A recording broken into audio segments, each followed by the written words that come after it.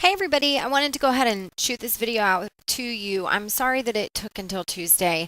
Some things came up yesterday, as they oftentimes do, and time just got away from me. So I wanted to touch base with you to really talk about your milestone one.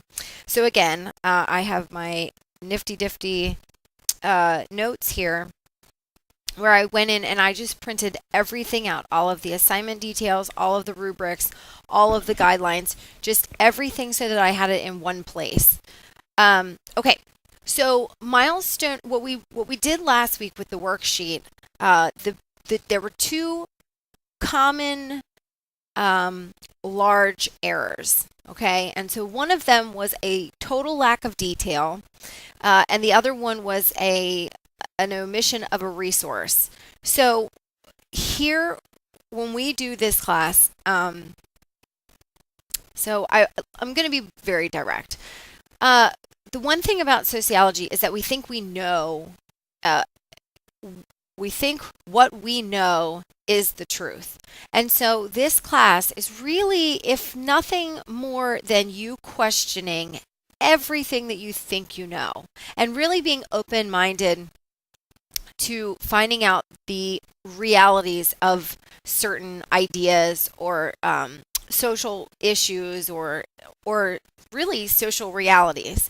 We are all entering with our own social perceptions. What are we bringing to the table? Okay, so I am from up north in Baltimore, and now I live down in Florida. And I noticed that there was a very different sense of reality from what I came from versus where I am now. For example, and I'll share this with you, and many of you are going to go, "Really? That is so strange." And yet, this is my new reality, if you will. So the number one mode of transportation here is a golf cart. Everyone has a golf cart. The mothers take their little children and they drop them off to school in a golf cart, and then they go to the grocery store in the golf cart, and then they go to the park in the golf cart, and everybody has a three-wheeled stroller and you're jogging behind it. So those are the modes of transportation, is a golf cart or you're running behind a stroller. Yes, do we have cars? Absolutely. And the cars are these when I'm down at the beach, these are cars that I have never even seen before. Yesterday I was at the grocery store. I'm not kidding. The kids and I were sitting there with mouths completely wide open because the doors came up like this, as opposed to opening like a normal door. They came up like they had wings, like you would see in Back to the Future. When I was in Maryland, where I was, you never saw things like this. To see a $250,000 car parked on the side of the road was just, you didn't see it. I never saw it growing up. And now I'm surrounded by them. When I go to certain areas, trust me, I'm not wealthy by any means, but we live in a golf cart community, and the community 100% like you have a golf cart, and so everything is about kind of like pimping out your golf cart, if you will. So you have Alabama Roll Tide, and now the Clemson carts are coming out, and you have a Redskins cart, which my husband would love, and I would completely rear-end him with my Ravens golf cart. But anyway, my point is that some of you might be thinking, really, that is such a weird way to kind of go about your day, and yet that's kind of what we do. So my point of sharing this is that we all have our own sense of realities. Now, here's the kicker. We only know what we know, right? Like if I was myself 7 years ago, I would not even believe that people actually exist like this. I would think that everybody goes to work and children go into daycare and you work as hard as you can and then you go home. Another thing living down south that I realized is that you work at your own pace, which it's okay to go slow. Sometimes very slow. We're in the process of purchasing a house, and what I've noticed, we're purchasing a house in Virginia and trying to sell our house in Florida. So what I've noticed is our agents in Virginia want us to move like lightning speed, and they're amazing. They're on it when you email them, before you even hit send, they're responding. And a close friend of mine who is an amazing agent here in Florida, she is working with us, and it's like, oh, no big deal. No, we don't have to rush you, Annie. Don't you worry. Take your time. And I do. I'm like a take your time kind of gal, which is why I love the South, so that I can procrastinate, and it's totally camouflaged by the people around me. I love it. So anyway, I noticed that there's that difference. And as a sociologist, when you leave this class, I promise you, you're going to start seeing these differences and go, wow, there are differences within this country that we all don't live the exact same way. And that's okay. And whatever, however you want to move on from that. So, what we are doing is, when we did our observational research, we wanted to make as many details as possible. And remember, actually, check out the announcements. I just posted a kind of like before and after. We had one student who allowed me to share. Thank you. You know who you are. Who decided to revise it after I had posted my own. And you can totally close your eyes and picture her going up an escalator, as opposed to before you really didn't have that. And so details are very important, but you have to find a balance. So there's a concise detail and there's very verbose details. Obviously, I'm a little bit more verbose than people would like. I talk a lot. But there are ways in which we can kind of cut things down to be more concise and deliver the exact same amount of information. So, but as we move on, we're going to pick a topic that we're willing to research for the next 8 weeks, and something that we are very interested and passionate about. So here's how I go about telling my students to pick a topic. First and foremost, many of you are not just a student, right? Raise your hand if you have children, raise your hand if you're working, raise your hand if you are volunteering in the community. My point is that this is just one of your roles that you're taking on right now. And so maybe some of you have the ability to kind of overlap some of these roles, and why not take something that you're doing in class and apply it to something else? So, what exactly am I talking about? For example, I am a mom, and so I am right now battling because my child has dyslexia. And so what I would want to do is take this time to research and actually put it to use. So my topic for this paper would probably be looking at the Florida school systems, how they treat students with special disabilities, and dyslexia in general. Like, what exactly is it? How is it? Just everything about it. And then I would try to filter it from there, right? So this is kind of like a baby. Think about it like a baby. Those of you who have children, we hold them as when they're infants, and we have this grand plan for them. They're going to be polite, and they're never ever going to, get messy, and then they just kind of evolve into their own person, right? And so we love them, and we still put effort into them, but they change, and it's okay because we still work with them. So this is your little baby, for your little sociology baby, and it will evolve, and that's okay. Now, you don't want to go from, let's say, homelessness to education, or let's say you're doing racism, and then you end up in looking at the influences of media on femininity. I mean, those things are very, very different.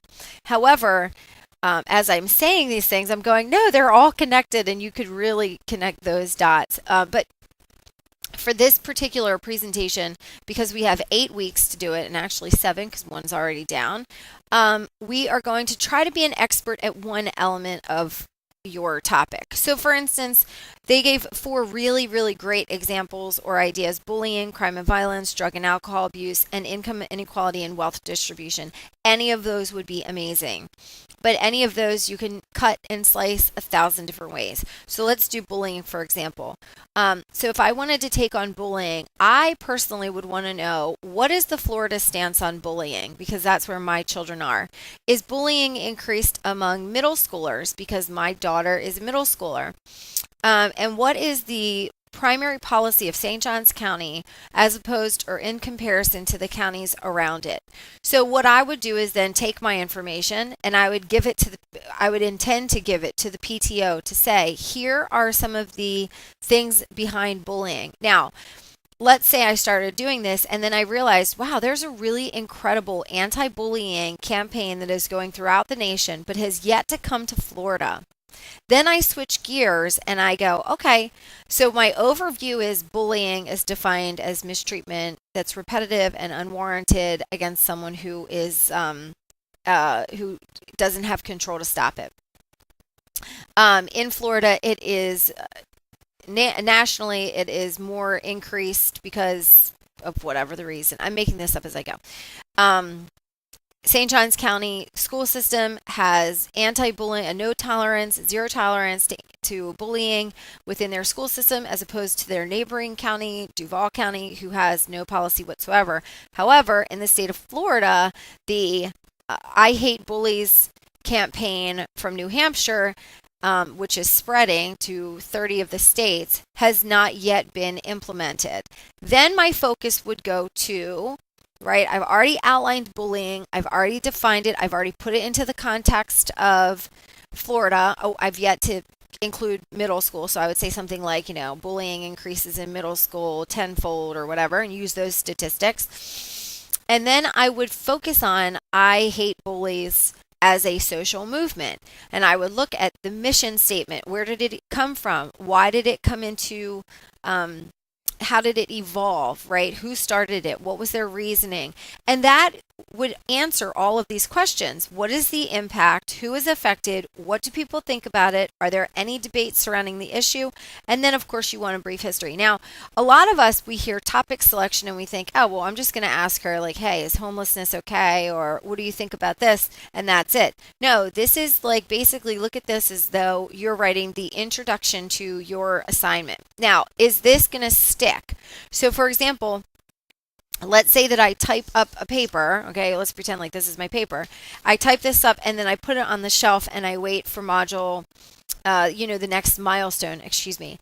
And I say, well, I just did my intro and so on and so forth. No, that your intro can be tweaked throughout the entire class. So you could go in and say, you know what, Annie, I found out some more information and I want to look at bullying based on race inside middle school or based on gender inside middle school as a result of media influences. I mean, like, yeah, you're thinking, really? Yes, you want to become an expert at the spec, as opposed to I need to look at all of bullying and really explain all of it. That over-encompassing arch of explanation can happen in, maybe 2 paragraphs tops. Bullying is defined as such and such. It gained popularity or it gained momentum. It has increased. Here are some cases that are very well known, that are nationally recognized, and here's what is being done. Here you can look at it from a local standpoint in terms of district policy. I could look at it from a state policy. What is Florida State Department of Education doing about bullying? What is their State Department doing about bullying? And what is our federal government how are they tackling the issue of bullying, cyberbullying, etc.? And look, I just threw in cyberbullying. That's a whole nother layer to this topic. So that's how I want you to go about picking your topic. Now, if you're still thinking, oh my God, she just threw out all this information, I am probably more confused now than I was beforehand, you are more than welcome to give me a call and we will chop out all of your entire paper, your entire topic as it stands now. Because remember, it's a baby and it's going to evolve and it might, take on some things. And so it can change and we welcome that. But we can kind of lay out this outline for what your plan is if you would like. So just give me a call. I am here when you need me. And then also, it's very important that you include a reference. So right now, you should be Google searching, and I say Google, but really what I want you to use is our library, and here's the reason why.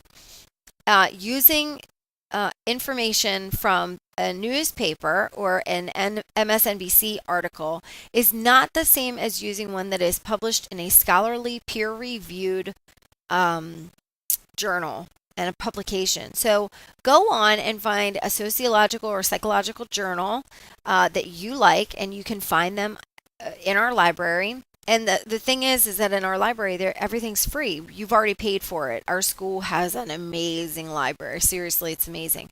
And you want to look at those studies and kind of see where it stands. Trust me, no matter what you choose to look at, there are thousands of, no, hundreds or thousands of articles written on them. You're not inventing the wheel, okay? So keep that in mind as well. So that's just a little overview of milestone 1 and your topic selection. Again, I can't wait to kind of see where these things go. And if you have any questions, please reach out to me. You can text me, call me, or email me. I am always here for you. Good luck, and I can't wait to see them.